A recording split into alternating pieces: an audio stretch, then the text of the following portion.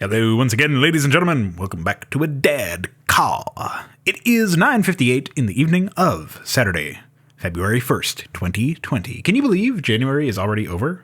I'm still adjusting to that hard knock life, that difficult to accept reality.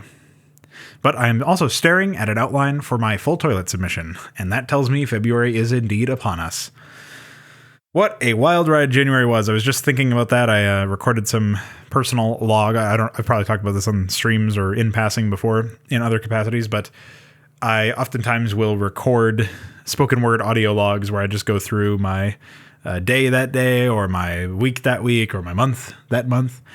And I tend to just blabber on for a while, but generally it follows some sort of structure about explaining, how my day was and what I did, or how my month was and what I did and what my plans are for the next day / week / month. And it's sort of like the channel map that I did, but I do that for every day. It's a very granulated thing. And what I do at the end of every month, or at the beginning of every next month or whatever, is I record a log where I go through what happened in the previous month. It's sort of like a more casual version of the channel map, which is like a more formalized public-facing version of that. And so they're kind of counterparts to each other, you could say.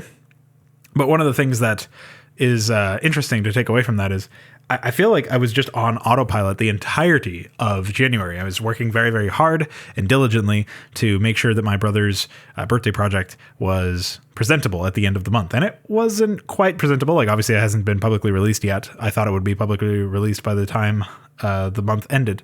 I thought that maybe one more day, the 31st, would have been all I needed. But unfortunately, we were not able to resolve the crash, and we uncovered evidence of a freeze. So we actually got like double the game-ending problems that we thought we had, and I have not been able to properly triage or resolve either of those. And so as a result, we're still in limbo for that particular project, waiting until we have some more confirmation.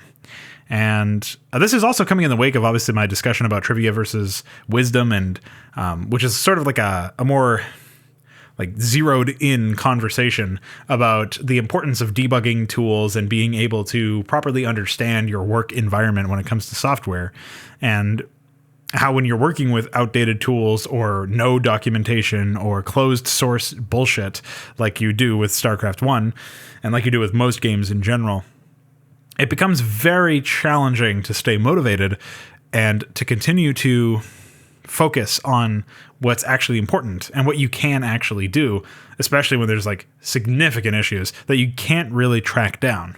And one of the things that could remedy this actually is something that iquare came up with recently, the idea that he could detect when a freeze is about to occur and then just stop game execution for the AI script, because most of the time it's an AI script issue, some unforeseen jump or loop or whatever. And essentially what he would do is he would cut out all game code, and he would print the line of the script or like what the last command called was. And that would be a way to easily track things down. And it sounds like kind of a difficult undertaking from what he was describing to me as far as the code base is concerned, about like how you would actually tackle that. But that sounds like a great way to actually provide some documentation, some tools, some debugging efforts, all these things that we lack in the Brood War content sphere as far as tools go. We lack these abilities. We lack the ability to just say, hey, we've got, we know exactly what's wrong, right? We know what caused the crash or the freeze. We know exactly how to fix it. Okay, it's trivial. It's done. Like, if we had proper debugging tools, every stupid mistake and every not so stupid unforeseen mistake that I have made down my career would have been resolved so quickly. And you can make an argument that maybe the lesson to not make those mistakes would have been, obviously less painful if I didn't have to spend a week trying to figure out what exactly is wrong with my game. But ultimately, that would be so much better than spending a week trying to figure out what was wrong with my game, and only to find out that it's like something very simple. So I guess I'll put it to you another way. If iquare does end up making sure that this functionality gets added to the AI script extension plugin, and we're able to actually catch the freeze this way, it will be like it is such a monumental improvement in the tools that developers will have at their disposal that I firmly believe that it will actually, like, obviously this is a kind of a niche thing within a niche thing, where we're talking about RTS games, then we're talking about custom content within those RTS games, then we're talking about custom AI development within those custom content. So bearing this all in mind, I think it will be like one of the biggest developments that we've had in a long time. Just having actual debugging tools in that sense. Obviously, it's like within a very targeted area. It's talking about freezes. But if we could adapt this sort of debugging to crashing and to other things, which obviously is not a trivial task on a code base level, but still a worthy goal, I think, we would reduce the amount of frustration that goes into development of Brood War projects manyfold. Like, there's one thing if things don't seem to work out as they should in terms of AI performance, or something like custom mechanic not working out very well because of the wonky plugin code or something, and it's not very obvious as to what's causing the issue, the bug, if you will. But if it's a crash, if it's something game ending, and it's not something that like can just be tweaked and figured out on a more intuitive level, it's actually something that's just a hard crash to desktop with no debug information, or very little debug information, or nothing that's actually useful, which is what is happening in both the crash and the freeze in my case for Todborne. It's such a blow to morale, especially when you're working on something that ostensibly has a release date, ostensibly has some sort of due date where it has to be functional by this point. That is a very big blow to morale, and just getting rid of all that stuff will be such a breath of fresh air, such a relief for literally any developer who has ever worked on a project. Like, they will know what this is all about. And even if you're a developer that's had the silver spoon, as it is, you've always worked with debugging tools that were actually functional, and you had information, and you didn't have to worry about closed source this, or no debug tool crash to desktop with no log that, or freeze with no information this. Like, you didn't have to worry about any of these things. You should still have some understanding of like how important it is to not have to worry about that. Like, what a fucking privileged position you hold. And so like even developers who've never dealt with this shit must understand how important it is to not have to deal with this shit, and how vital that is to persevering in times of hardship. So, everything that makes you suffer in some ways steels you for what's to come. But there's really just no need for it at this point, and it would be such an improvement to the overall ability for everybody, especially people who are not as familiar with AI scripting as I am, or general modding as I am. It would be a welcome change for all those people, because they would suddenly be able to do things that they never dreamed of doing, and obviously they can already do those things, but they can also debug those things when those things go horribly wrong and those dreams turn into nightmares. So hopefully that was a compelling enough case anyway, but I'm very excited for the prospect of that. And I just figured I would follow things up from our last DADCAW, where I talked about wisdom and trivia and stupid shit that you had to deal with in Brood War, and I gave a couple examples. Now you've got more examples and perhaps some alternatives, some solutions to these issues. That being said, another thing that I wanted to follow up on was something I was talking about at the beginning of this log, where I was talking about presence of mind, being present in the moment, and not feeling like you just got whiplash and the month flew by, because that's exactly what happened. Like I said, I was basically on autopilot. I was working so very hard on Todborne.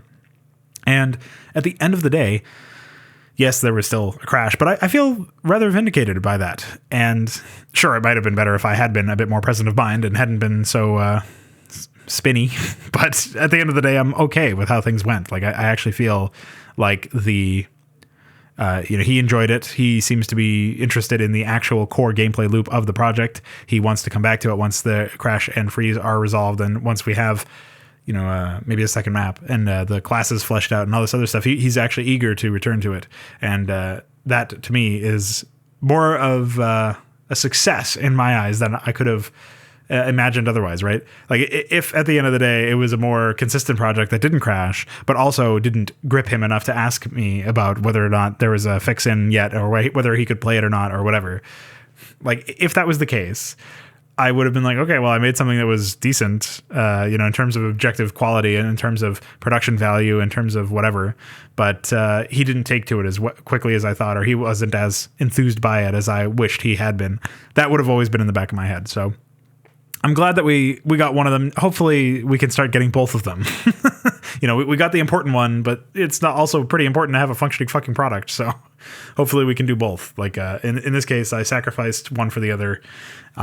Whereas usually it's been the opposite. It's been functional, it's been fine, but he hasn't enjoyed it as much, or hasn't come back to it anyway.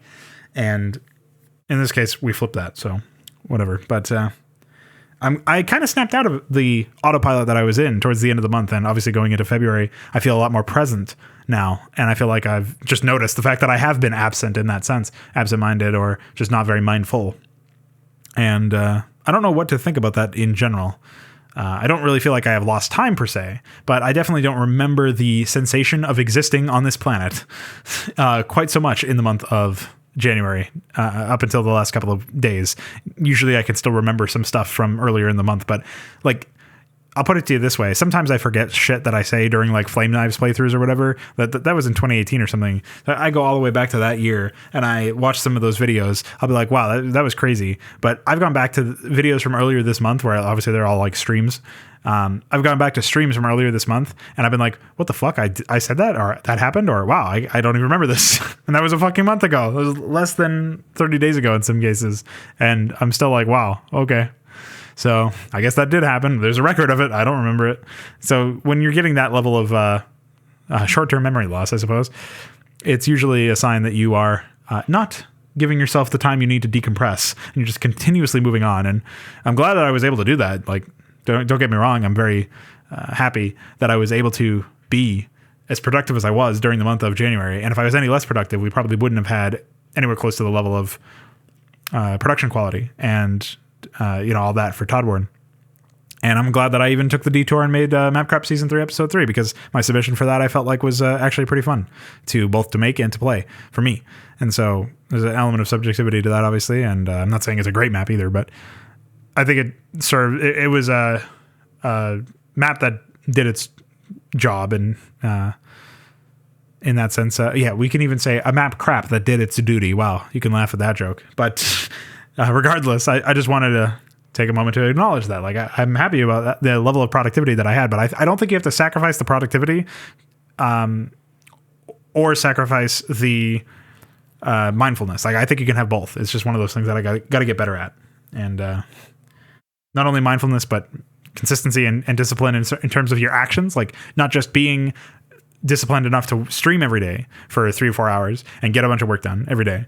It also disciplined to get the right kind of work done, to focus on the right kind of things. And especially in March and onward, when I'm starting to work on both studying programming, maybe investigating Unreal, and also working on in Consummate, I hope to really manifest a lot of what I'm saying in this log, in this DADCAW.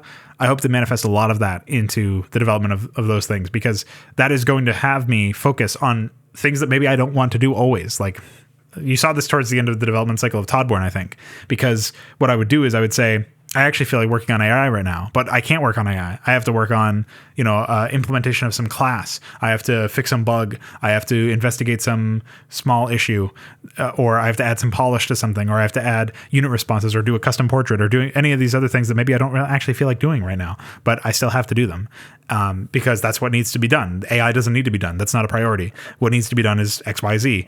I feel like working on ABC instead. So, sync up your alphabets, man. But I guess at the end of the day, it's just being able to be disciplined in that sense, but also still be mindful and still be present in the moment of whatever you're doing. It's a hard balance to strike, but I don't think they're mutually exclusive. And so I think I can get as much work done in February as I did in January. I guess despite there being 3 days less in the month or whatever. I guess it's 2 now. February has 29 days because we're in a leap year, something like that. So that's pretty epic. So, I think that we can get a lot of work done this month. And I think we can also do it while still being present and in the moment and enjoying life as it comes at us. And take it as it comes. You know what they say. So hopefully you guys can do that too. I hope you guys enjoy the Full Toilet submissions that are going to come out exactly 1 month from now, or just about. So there is that to look forward to as far as immediate content goes. I also will be updating Stormborn, like I mentioned in my channel map. Probably going to get to that in the second week of February. I thought I was going to get to it a little bit sooner. I probably talked about that in my channel map, starting it a little bit sooner. We'll see how quickly I shelve Todborne in that sense, and how quickly I'm able to complete the work on map 2 and complete the debugging and all this other stuff. But expect to release soonish, I guess. And if that's not your cup of tea and you're looking for a more serious adventure in the realm of fucking raw flesh, then, well, stay tuned, because obviously Stormborn and Hydra updates are coming, and Obviously, map prep itself is not very serious, but it will be more like StarCraft, I suppose, and so you can look forward to that as well. And in general, I hope you guys enjoy the content that's to come. And I hope you guys were able to stick through it, thick and thin, with regards to the Brood War extravaganza that we had in the month of January. And I guess the month of December was also mostly that too.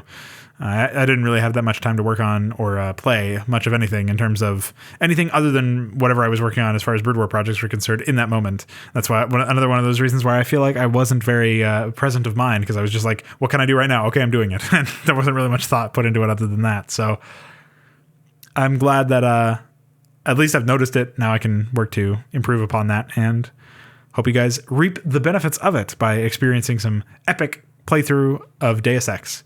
So yeah, that's another thing. Second week of February. Stay tuned, and I will catch you guys later on. So thanks for hanging in there for another episode of DADCAW, and let's have a good February, man. Bye.